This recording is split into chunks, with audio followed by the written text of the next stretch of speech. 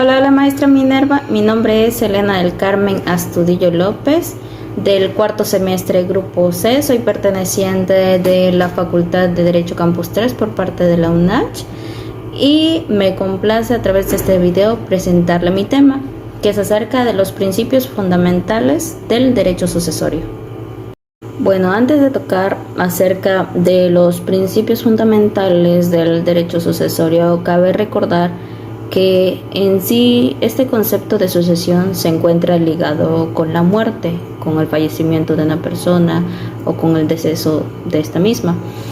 Y derivado a este acontecimiento es como surge la herencia, pues este incluye lo que es los cambios de propietario de los bienes, incluso derechos y obligaciones de la persona que ha fallecido. Derivado de esto mismo, siempre tendremos en cuenta que la sucesión siempre debe de darse por causa de muerte o hereditaria. Y pues derivado de ellos mismos surgen los 5 principales principios fundamentales en el derecho sucesorio, que como vemos tenemos primero a la titularidad del patrimonio del difunto, en segundo la libre testamentificación, en tercera el beneficio de inventario, el cuarto la separación de patrimonios y 5 la conmoriencia. Respecto a este primer principio, que es la titularidad del patrimonio del difunto, nos encontramos con esta temática que nos dice que al llegar la muerte de una persona, sus propiedades, sus bienes, todo lo que contempla su patrimonio, que son desde los bienes, derechos y obligaciones, como tal, no se extinguen junto con su muerte, sino que solamente carecen de una titularidad en caso de que éstas no puedan transmitirse a sus respectivos herederos y legatarios. A consecuencia de ello, con el paso de los tiempos se vinieron reformando y transformando las ideas respecto al tema, y a través de ello se fueron dando varias figuras jurídicas. Dentro de esas figuras jurídicas encontramos 4, lo que son la representación, el patrimonio sin titularidad, heredero como continuador de la personalidad del decojus, y cuarto, la separación del patrimonio del decojus de los patrimonios de los herederos. De estas 4 figuras jurídicas que se derivaron con el paso del tiempo, nos dice que la primera en darse fue la representación, que incluso fue aceptada en nuestro Código Civil por ahí del año de 1884. Este tenía la finalidad solamente de representar los bienes del autor de la herencia una vez que éste falleciera o ya no se encontrara con vida. Su papel fungía o se encontraba activo hasta que se diera la liquidación total de la herencia. Al paso del tiempo o de algunos años, esta idea se consideró como anticientífica, pues debido a que no se podía tener un representante por siempre hasta encontrar y dar la liquidación de toda la herencia. Inclusive se daban muchos problemas derivados de esta representación o de esta figura jurídica. La segunda figura jurídica reconocida como tal fue el patrimonio sin titular. Este tenía la finalidad de reconocer el patrimonio total o la masa hereditaria de todos los bienes de la persona fallecida o del difunto, en este caso del decojus, que tuviera una personalidad jurídica propia, y esta consistía en un patrimonio como tal sin titular. Esto fue aceptado incluso por el derecho romano, hasta el momento en que llegan las nuevas ideas y las nuevas concepciones por parte del derecho germánico, y derivado pues de ello se aceptó y se adoptó ese tipo de concepciones sobre la transmisión de los derechos de los herederos en el momento pues, mismo de la muerte. Bueno, como tercera figura jurídica tenemos a lo que es el heredero como continuador de la personalidad del decojus. Esto pues se da a entender desde su nombre, tenía la finalidad de continuar con el papel, con los derechos y obligaciones sobre el patrimonio o la masa hereditaria que el autor de la herencia había dejado. Esto no se tenía tomado en cuenta como si fuera un patrimonio propio del heredero, sino como un patrimonio en el cual él o ella simplemente seguían el camino o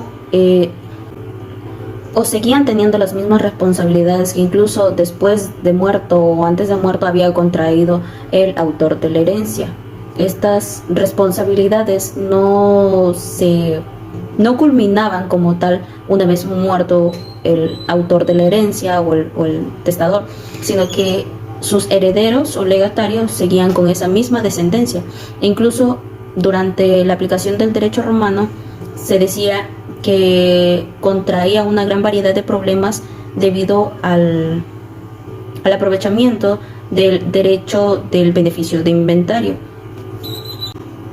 Como última figura tenemos lo que es la separación del patrimonio del decollus del patrimonio de los herederos. El patrimonio del decollus es toda aquella masa hereditaria que una vez muerto el autor de la herencia deja a derivadas personas o a derivados herederos y legatarios. Esta concepción como tal permite que se dé la separación de este patrimonio para conformar el patrimonio de los herederos. En pocas palabras, mientras no exista el acontecimiento de la partición de los bienes para cada heredero o legatario, esto conforma un solo patrimonio. Tanto herederos como legatarios conforman la titularidad de toda la masa hereditaria, pero no tienen la titularidad de bienes específicos, sino que conforman una titularidad en común. Como parte fundamental en el derecho sucesorio tenemos lo que es el trámite de la sucesión hereditaria. Durante este proceso se ejecuta lo que es la partición, liquidación y adjudicación de los bienes hereditarios. La primera, que es la partición, es aquel acto por el cual ya sea el testador, el juez o los propios herederos dividen la masa hereditaria que se les deja el autor de la herencia. En la segunda, que es la liquidación, es el momento donde se lleva a cabo el pago de las deudas, es decir, que con anterioridad el autor de la herencia haya dejado asuntos pendientes por el cual se deban de pagar. Y la adjudicación es la etapa en la que se hace entrega y se realiza la titulación de la propiedad de los bienes de la herencia a los propios herederos. Un principio fundamental dentro de este proceso del trámite de la sucesión hereditaria es mantener la unidad del patrimonio antes de la liquidación, y derivado de ello se surten efectos en los cuales tenemos estipulado 9. El primer efecto que surge nos dice que la transmisión de la propiedad de la herencia se efectúa siempre después de la muerte del autor de la herencia. El segundo nos menciona que los herederos solamente adquieren un derecho a la masa hereditaria como un patrimonio en común, siempre y cuando no exista la partición de los bienes. Durante el proceso ellos son titulares en común de toda la masa hereditaria. El tercero nos estipula que la herencia y los patrimonios de los herederos se encuentran separados, de modo a que no hay confusión entre ellos. El cuarto nos dice que toda herencia se entiende por aceptada a beneficio de inventario, aunque esta no siempre suele ser expresada. El quinto nos dice que toda la masa hereditaria de los bienes heredados constituyen el patrimonio en liquidación, del que primero deben de pagarse son los gastos y deudas que el autor de la herencia haya dejado antes del momento de su muerte, y el restante o el remanente se le hará entrega a los herederos. El sexto nos menciona que el derecho de la posesión de los bienes de la herencia también se transmite al momento de la muerte. Desde ese momento como tal, los herederos podrán defender y perseguir los bienes siempre que estos se encuentren en poder de terceros. El séptimo nos hace mención que como tal el heredero puede adquirir derechos sobre la totalidad de la masa hereditaria, puede cederlos, pero no disponer como tal bienes en concretos, que es como se mencionaba antes. Durante el proceso, los herederos son como tal, tienen titularidad, mejor dicho, pero en común sobre toda la masa hereditaria, pero no de bienes específicos. El octavo nos menciona que todo acto o disposición o enajenación como tal de la herencia a futuro de una persona viva se encuentra como nulo. Y el 9 nos estipula que a la muerte del autor de la herencia, herederos y legatarios pueden disponer de su parte heredada, pero siendo copropietarios deberán respetar los derechos de los demás coherederos. Bueno, como segundo principio fundamental en el derecho sucesorio tenemos la libre testamentificación, que esto más que nada incluye por parte del testador. Esto más que nada es un derecho en el cual el testador o autor de la herencia antes de su muerte decide a quién le va a dejar su patrimonio. Este puede denominar de herederos, incluso legatarios, o dejar dispuesto en su testamento qué tipo de bienes, cuáles o en qué condiciones dejará cada uno de sus bienes. Como tercer principio del derecho sucesorio encontramos el derecho al beneficio de inventario. Esto más que nada incurre por parte de los herederos o legatarios y sucede cuando las deudas por liquidar o los gastos son excesivos o exceden el total de la masa hereditaria. Se dice que no implica que como tal el heredero o el legatario repudie de la herencia, sino que solo este derecho ayuda como tal a responder sobre las deudas del autor, que en este caso ya se encuentra muerto, y se ejecuta hasta donde tenga alcance la totalidad de todos sus bienes. Como cuarto principio fundamental en el derecho sucesorio encontramos lo que es la separación del patrimonio. Esto incurre más que nada desde los tiempos en donde se aplicaba el derecho romano y nos dice que en la actualidad incluye, más que nada se da desde cuando se aplica el beneficio de inventario. ¿Qué quiere decir? Que al hacer el estípulo o el inventario mismo de los bienes adquiridos de la herencia, se recurre a la partición, a la separación más que nada de la masa hereditaria, en donde por una parte se encuentre el patrimonio de los herederos y por otra el patrimonio del autor de la herencia. Y estos mismos en el patrimonio del autor de la herencia ayuden a pagar el suministro de las deudas hasta donde estos bienes alcancen, sin poder dañar el patrimonio de los herederos o legatarios. Esta separación de los patrimonios del autor de la herencia con el de los herederos suele ser un momento transitorio hasta que como tal surja la separación de la partición de los bienes de los herederos. Como quinto y último principio del derecho sucesorio encontramos el principio de conmoriencia y el momento de la transmisión de la herencia. Para este principio debemos de tomar en cuenta que existen como tal dos tipos de presunción, que la más aceptada es la de conmoriencia en nuestro Código Civil para el Distrito Federal, y el otro que no se encuentra aceptada pero también es un tipo de presunción es la presunción de premoriencia. Es sabido o conocido de que el hecho de que los herederos de los derechos hereditarios se transmitan en el momento de la muerte confiere una gran importancia como tal determinar ese dicho momento, pues esto especifica desde el modo y el sentido en que deberá efectuarse la herencia.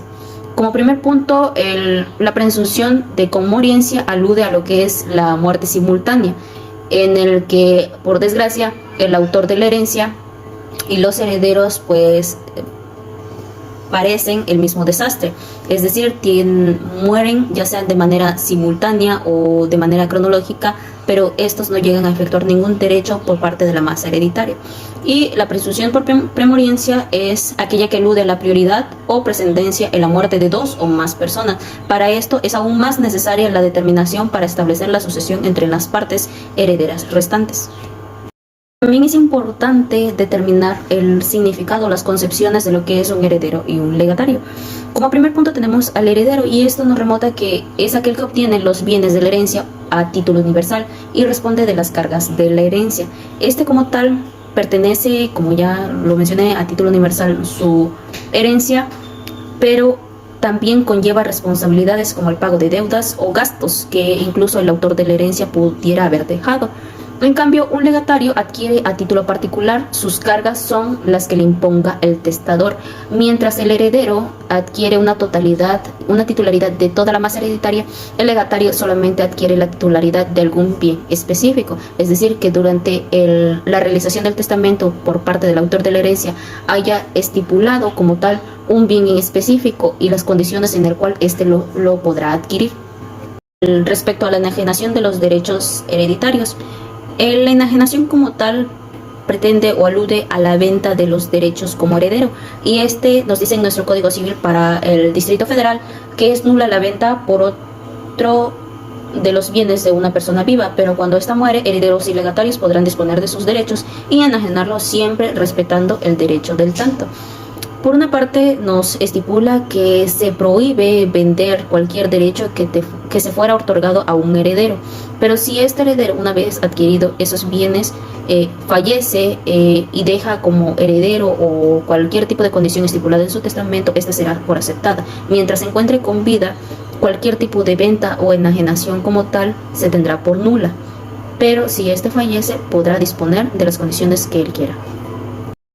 Como último tema en el derecho sucesorio encontramos los estados de la herencia, en el cual se estipula más que nada que la herencia transmisión del conjunto de los bienes y derechos y obligaciones, pues del decoyos, que no se extinguen por la muerte del titular, pero en todo caso pueden encontrarse en cualquier estado que será mencionado. Es que el primero es el estado vacante, el segundo es el estado yacente, el tercero se denomina adida o aceptada, y en la cuarta se encuentra el estado de divisa o indivisa.